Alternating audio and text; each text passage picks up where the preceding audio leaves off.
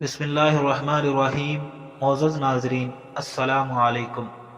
آپ دیکھ رہے ہیں یوسف محمدی یوٹیوب چینل۔ آج میں آپ سے ڈسکس کروں گا ایک ایسے پھل کے متعلق جس کے بارے میں بے شمار احادیث وارد ہوئی ہیں لیکن ہمیں پتہ ہی نہیں۔ لیکن اس پھل کی تفصیل جاننے سے پہلے میرا چینل یوسف محمدی سبسکرائب کریں اور بیل آئیکن کے بٹن کو پریس کر دیں تاکہ ہر آنے والی نئی ویڈیو آپ تک بآسانی پہنچ سکے۔ ناظرین، اس پھل کو عربی زبان میں سفرجل کہتے ہیں۔ یہ سیب کی شکل کا ایک پھل ہے جسے اردو میں بہی، ہندی میں بیل، فارسی میں شغل، سنسکرت میں وسعت کی دیوی، انگریزی میں کوئنس کہتے ہیں۔ اس پھل کے تعلق سے عمومی طور پر لوگوں میں اور خصوصی طور پر یونانی اطباء میں مختلف قسم کے فوائد مشہور ہیں جن کا یہاں ذکر کیا جائے گا تاکہ ان کی شرعی حیثیت معلوم ہو سکے۔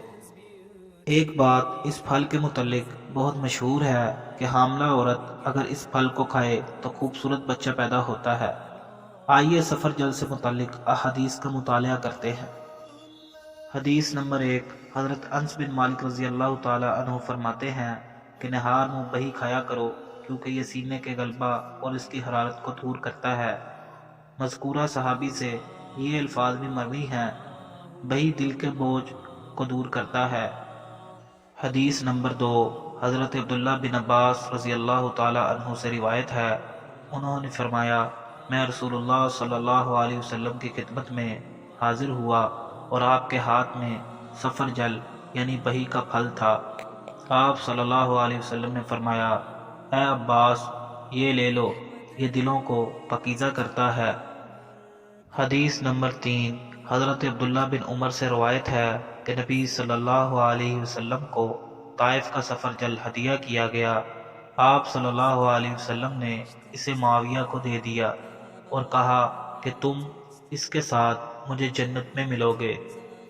حدیث نمبر 4، حضرت طلحہ بن عبید اللہ رضی اللہ تعالی عنہ سے روایت ہے، انہوں نے فرمایا میں رسول اللہ صلی اللہ علیہ وسلم کی خدمت میں حاضر ہوا اور آپ کے ہاتھ میں سفرجل یعنی بہی کا پھل تھا۔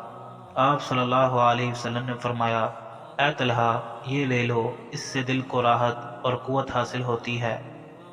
حضرت عوف بن مالک رضی اللہ تعالی عنہ سے روایت ہے کہ نبی کریم صلی اللہ علیہ وسلم نے فرمایا، بہی کھایا کرو، یہ دل کے دورے کو ٹھیک کرتا اور دل کو مضبوط کرتا ہے۔ اور اللہ نے ایسا کوئی نبی نہیں معمور فرمایا جسے جنت کا بہی نہ کھلایا ہو، کیونکہ یہ فرد کی قوت کو 40 افراد کے برابر کر دیتا ہے۔ اور ایک دوسری حدیث میں وارد ہوا ہے کہ نبی کریم صلی اللہ علیہ وسلم نے فرمایا کہ بہی کھایا کرو، اس کے کھانے سے حاملہ عورت خوبصورت لڑکا جنتی ہے۔ لیکن یاد رہے، اس پھل کے متعلق جتنی بھی احادیث وارد ہوئی ہیں ان کے متعلق حالیہ دنوں میں دارالعلوم دیوبند نے فتویٰ شائع کیا ہے کہ یہ ساری کی ساری احادیث ضعیف ہیں۔ اس پھل کی سب سے زیادہ کاشت ترکی میں ہوتی ہے۔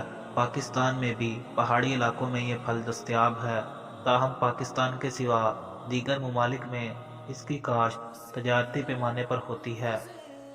اطباء کا کہنا ہے کہ بہی کا مزاج بارد یعنی ٹھنڈا ہوتا ہے اور ذائقے کے اعتبار سے اس کا مزاج بھی بدلتا رہتا ہے۔ یہ پھل پیشاب آور اور پخانہ بستہ کرتا ہے، آنتوں کے زخم کے لیے نافع ہے۔ اس کا مربع معدے اور جگر کو تقویت پہنچاتا ہے، دل کو مضبوط کرتا ہے اور سانسوں کو خوشگوار بناتا ہے۔ اس پھل کا مربع کسی بھی پنسار سٹور سے پورا سال بآسانی مل جاتا ہے۔ مزید ایسے کی معلوماتی، علمی، دینی اور نیوز اپڈیٹس کے لیے میرا چینل یوسف محمدی سبسکرائب کریں۔ ملتے ہیں پھر اگلی ویڈیو میں، تب تک کے لیے اللہ حافظ۔